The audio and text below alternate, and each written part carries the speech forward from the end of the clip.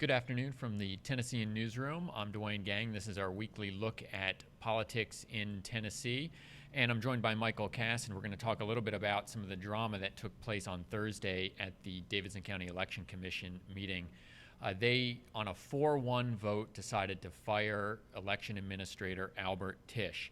He had been under some scrutiny and under some criticism for some of how he operated and how he ran and oversaw the November 2012 election, and there was quite a bit of debate and discussion about this on Thursday.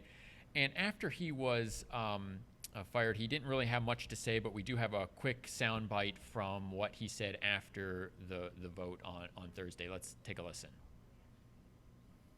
I don't have a statement at this time, maybe one in the future, but I want to thank all of those poll officials who worked so hard in November, even though we were shorthanded. Thank every one of you for everything you did. Okay, he really didn't have a lot to say. He said he was going to give a statement later, but how did all of this, and of course he thanked a lot of the election workers, how did this all come about?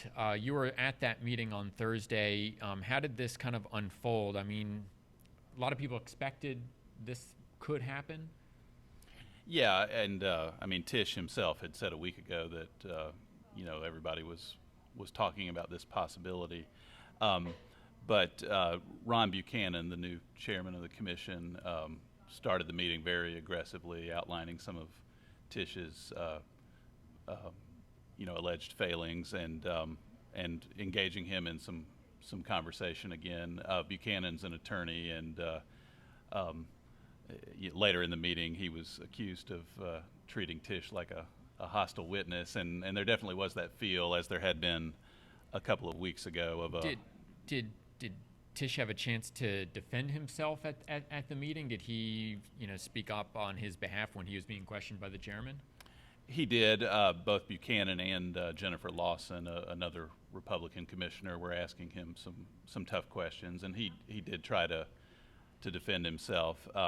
It wasn't as thorough or lengthy as a couple of weeks ago when he had about a 3-hour defense of himself. But he did say his piece, but it just didn't sway anybody in the end. And a lot of this stems from, of course, Metro gave him pretty good marks on how he handled the November election, but the state didn't. Is a lot of this criticism because of that state audit? Right, and the state review really looked at the whole 2012 election cycle. I mean, beginning with the presidential primary back in March, when Tieche failed to open up on a Saturday during early voting. The other 94 counties across the state all had early voting available on that Saturday, but Davidson County didn't. Tieche had already been reprimanded by the state for that, but then there were just errors throughout the cycle, and the state said it was, I think the quote was, an unacceptable pattern of serious errors and even violations of the law, which Buchanan was talking about again yesterday. So he's gone. Who takes over in the interim? And then who decides it will be the Metro Council? I mean, who decides to appoint a permanent successor? Well, Joan Nixon, who's the deputy administrator and has been with the agency for 27 years, will take over as the interim. There are no elections this year, so there's some time to hire a permanent successor. That'll be the commission's call. They hire and fire the administrator. That's their top employee, and really the one employee they hire. That'll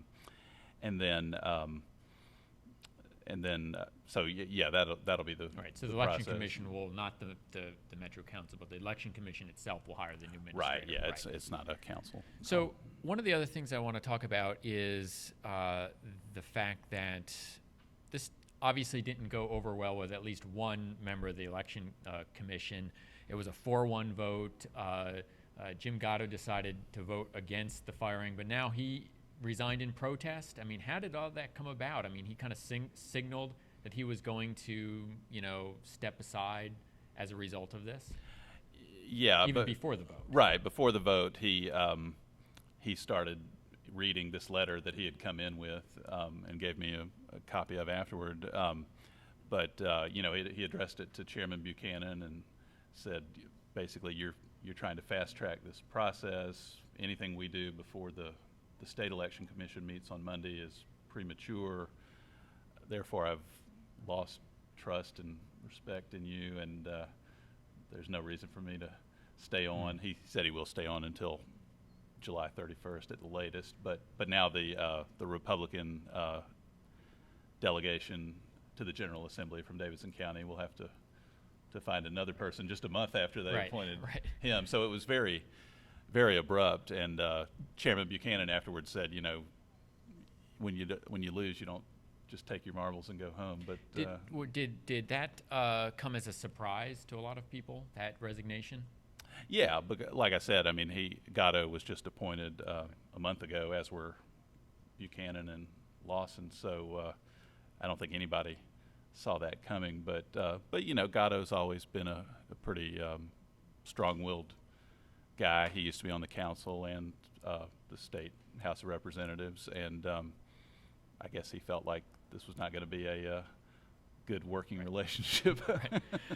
Well, it's an important story. It was a lead story in Friday's paper, and of course, going forward, Michael will keep tabs on the Election Commission as they go and look for a permanent successor to Albert Tieche. So, Michael, thanks for joining us, and of course, this is our weekly look at politics from the Tennessean newsroom. Thanks for watching.